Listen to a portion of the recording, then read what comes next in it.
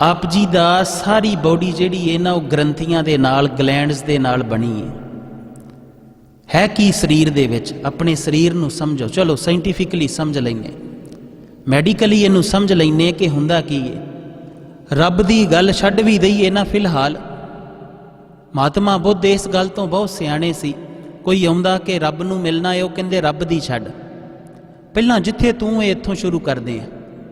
अजे रब नूं मिलना बड़ी दूर दी गल है। ये तो इदां है जिवें 5वीं 6वीं वाले नूं PhD दी बात समझ आईए।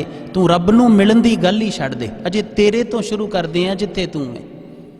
पहलां आ वाले अभ्यास कर, पहलां आ वाले जिहड़े आ भगती दे कुछ साधन कर, फिर अगली बात करांगे। इस करके बड़े जगत ने उन्हां नूं नास्तिक समझ लिया कि रब तो मुनकर ने, पर रब तो मुनकर नहीं ने। शरीर नूं समझिए कल्ले नूं। शरीर की है साडा? शरीर दे विच ब्लड है, हड्डियां है, मास पिंजर है, नर्व सिस्टम है, नाड़ी तंत्र है सारा, ते ग्लैंड्स ने, ग्रंथियां ने। हुण जदों आप जी दा पता है, जदों छोटा जिहा बच्चा है वड्डा किवें हुंदा, कदी सोचिया? जिन्हां नूं मैडिकल दी समझ होएगी उन्हां नूं पता है कि एक पिट्यूटरी ग्लैंड है, वो ग्लैंड रस छड्डदी है, हारमोन्स रिलीज़ करदी है, ते शरीर दा वधन फुलण दा विकास हुंदा। इसे तरह अडरनल ग्लैंड है जिहड़ी आप जी दे ब्लड प्रैशर वगैरह सब नूं कंट्रोल करदी। इसे तरह हाइपोथैलेमस ग्लैंड है जिहड़ी आप जी दी नींद, भुख, प्यास सबना नूं कंट्रोल करदी। कई बार पुराने जोगी जिहड़े ने ना, इत्थे ध्यान ला के बह जांदे कि इत्थे अंदर ध्यान देना है, दोवां नेत्रां दे विच। इत्थे की हुंदा? कहंदे तीजा नेत्र है। चलो साइंटिफिकली एक बात समझ लीए, ये पिछे जिहड़े ब्रेन के 2 हिस्से ने, उहदे मिडल दे विच एक छोटी जी ग्लैंड है जिहदा नाम है हाइपोथैलेमस ग्लैंड।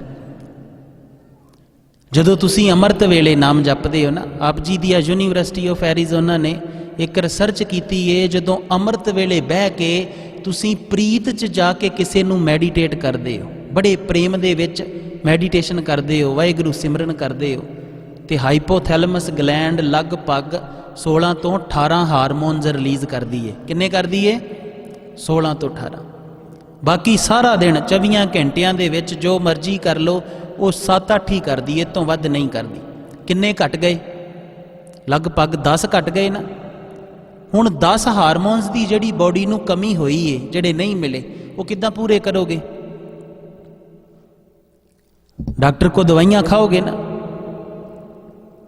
सीधी जी बात है, अमृत वेले इस करके उठिया करो, भावें अपनी सेहत करके उठ लिया करो, नहीं कलगियां वाले वास्ते उठना ना उठिया करो।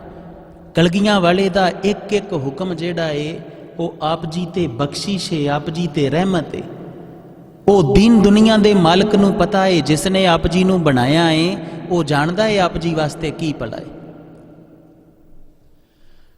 फिर जदों भी तुसी कोई भी ग्रंथी है, कोई भी ग्लैंड है आप जी दी अंदर, आप जी दे इमोशनस ते फीलिंग्स दे उत्ते जिहड़ा है वो हारमोन्स नूं रिलीज़ करदी। इमोशनस दे उत्ते अडरनल ग्लैंड जिहड़ी है वो किवें खून दे विच 2 तुबके मिला दिंदी है। जदों तुहाडा ब्लड प्रैशर बहुत तेज हुंदा, जदों गुस्से च आउंदे हो, जदों इत्थों सोचदे हो बार बार कि इन्हें मैनूं इदां कहा, मेरी बेइज्जती हो गई, इन्हें मैनूं माड़ा कहा, इत्थे सोच रहे हो, अडरनल ग्लैंड ने 2 बूंदां खून च मिला दित्तियां ते ब्लड सर्कुलेशन तेज हो गया। तो तुसीं कहंदे मैनूं पता ही नहीं लगा, मैनूं गुस्सा बड़ा आ गया सी।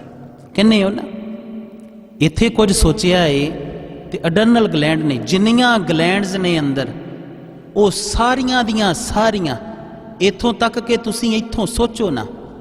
थोड़ी जी गहरी बात है, ध्यान ना सुनियो।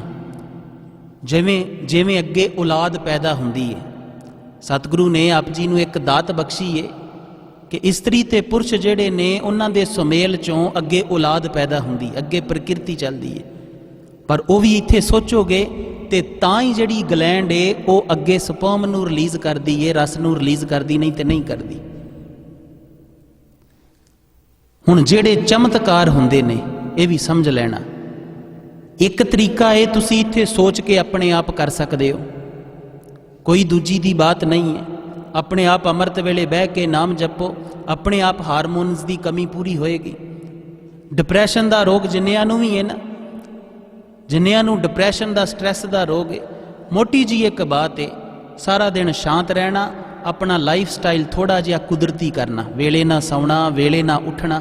ਇਹ ਨਹੀਂ ਕਿ ਨੀਂਦ ਹੀ ਨਾ ਪੂਰੀ ਹੋਵੇ, ਤੇ ਅੰਮ੍ਰਿਤ ਵੇਲੇ 4 ਤੋਂ 5 ਬਹਿ ਕੇ ਸਿਮਰਨ ਕਰ ਲੈਣਾ। ਆਪ ਜੀ ਨੂੰ 6-7 ਮਹੀਨਿਆਂ ਦੇ ਬਾਅਦ ਹੀ ਡਿਪਰੈਸ਼ਨ, ਸਟ੍ਰੈਸ ਨਹੀਂ ਬਚੇਗੀ, ਕਿਉਂਕਿ ਕਿਸੇ ਚੀਜ਼ ਦੀ ਕਮੀ ਹੋ ਰਹੀ ਏ, ਉਹਨੂੰ ਤੁਸੀਂ ਡਿਸੀਜ਼ ਕਹਿੰਦੇ ਹੋ। ਡਿਸ ਈਜ਼ ਨਹੀਂ ਏ, ਹੁਣ ਸੌਖਾ ਨਹੀਂ ਏ, ਥੋੜੀ ਔਖਿਆਈ ਹੋਈ ਏ। ਕੀ ਹੋਇਆ ਏ? ਬੋਡੀ 'ਚ ਕੁਝ ਕਮੀ ਆ ਗਈ। ਹਰ ਚੀਜ਼ ਇਦਾਂ ਹੀ ਏ ਆਪ ਜੀ ਦੀ, ਇੱਕ ਇੱਕ ਚੀਜ਼ ਜਿਹੜੀ ਏ ਇਦਾਂ ਹੀ ਏ। ਪਰ ਬਾਤ ਕੀ ਏ, ਜਦੋਂ ਤੁਸੀਂ ਸਤਿਗੁਰੂ ਦੇ ਕਹਿਣੇ 'ਚ ਚੱਲਦੇ ਹੋ, ਪਿਆਰੇ ਦੀ ਪ੍ਰੀਤ 'ਚ ਚੱਲਦੇ ਹੋ, ਤੇ ਇਹ ਚੀਜ਼ਾਂ ਆਪ ਜੀ ਨੂੰ ਕਰਨੀਆਂ ਨਹੀਂ ਪੈਂਦੀਆਂ। ਹੁਣ ਆਹ ਪੁਰਾਣੇ ਬਜ਼ੁਰਗ ਜਿਹੜੇ ਪੰਜਾਬ ਤੋਂ ਆਏ, ਇਹਨਾਂ ਨੂੰ ਸਮਝਾਉਣਾ ਪੈਂਦਾ ਸੀ ਕਿ ਫਾਈਬਰ ਖਾਣਾ ਜ਼ਰੂਰੀ ਏ, ਆਹ ਵਿਟਾਮਿਨ ਜੀ ਤੁਹਾਡਾ ਘਟ ਜਾਣਾ ਹੈ। ਨਹੀਂ, ਕੁਦਰਤੀ ਜੀਵਨ ਸੀ, ਨੋਰਮਲੀ ਜਿੰਦਾ ਰਹਿੰਦੇ, ਇੱਦਾਂ ਸੀ, ਬਿਲਕੁਲ ਨੈਚੁਰਲ ਜੀਂਦੇ ਸੀ, ਦੁੱਧ ਪੀਂਦੇ ਸੀ, ਧੁੱਪੇ ਰਹਿੰਦੇ ਸੀ। ਸਾਨੂੰ ਤੇ ਬਹੁਤਿਆਂ ਪੜ੍ਹਿਆਂ ਲਿਖਿਆਂ ਨੂੰ, ਅੱਜ ਜਿਹੜੇ ਬਹੁਤੇ ਬੱਚੇ ਪੜ੍ਹੇ ਲਿਖੇ ਨੇ, ਉਹ ਕਈ ਵਾਰ ਕਹਿਣਗੇ ਕਿ ਖਾਲਸਾ ਜੀ ਆ ਜਿਹੜੇ ਸਟਾਰਸ ਨੇ ਨਾ, ਇਹਨਾਂ ਤੋਂ ਸਾਨੂੰ ਆਇਰਨ ਮਿਲਦਾ, ਤਾਰਿਆਂ ਤੋਂ ਆਇਰਨ ਮਿਲਦਾ। ਸੋਚ ਕੇ ਦੇਖੋ, ਹਰ ਇੱਕ ਚੀਜ਼ ਆਪ ਜੀ ਨੂੰ ਕੁਝ ਨਾ ਕੁਝ ਬਖਸ਼ ਰਹੀ ਏ। ਆਪ ਜੀ ਦੇ ਪਿਆਰੇ ਨੇ ਇਦਾਂ ਰਚੀ ਏ, ਤੇ ਉਸ ਪਿਆਰੇ ਦੀ ਰਚੀ ਹੋਈ ਦੁਨੀਆ ਦੇ ਵਿੱਚ ਪ੍ਰੀਤ ਦਾ ਸਭ ਤੋਂ ਉੱਚਾ ਮਹੱਤਵ ਹੈ। ਤੇ ਸਭ ਤੋਂ ਪਹਿਲਾ ਅਭਿਆਸ ਹੈ ਨਾਮ ਜਾਪ ਕਰਨਾ, ਤੇ ਨਾਮ ਜਾਪ ਦੀ ਇੱਕ ਸਭ ਤੋਂ ਉੱਚੀ ਵਿਧੀ ਹੈ ਪ੍ਰੇਮ ਦੇ ਵਿੱਚ, ਪ੍ਰੀਤ ਦੇ ਵਿੱਚ। ਜਦੋਂ ਤੁਸੀਂ ਪੂਰੇ ਪ੍ਰੇਮ ਨਾਲ ਉਸ ਪਿਆਰੇ ਨੂੰ ਜਪਦੇ ਹੋ, ਤੇ ਆਪ ਜੀ ਨੂੰ ਹੈਲਥ ਵਾਈਜ਼ ਤੇ ਬੜੇ ਫਾਇਦੇ ਹੁੰਦੇ ਹੀ ਨੇ, ਪਰ ਆਪ ਜੀ ਦਾ ਧਿਆਨ ਵੀ ਟਿਕਦਾ ਏ, ਇੱਕ ਸੁਰਤ ਦੇ ਵਿੱਚ ਜਾਂਦਾ ਏ। ਬਾਕੀ ਜਿਹੜੇ ਸਾਰੀਆਂ ਵਾਸ਼ਨਾਵਾਂ ਨੇ, ਉਹ ਬੁਰਾਈਆਂ ਨੇ, ਉਹ ਖਤਮ ਵੀ ਹੁੰਦੀਆਂ। ਗੁਰੂ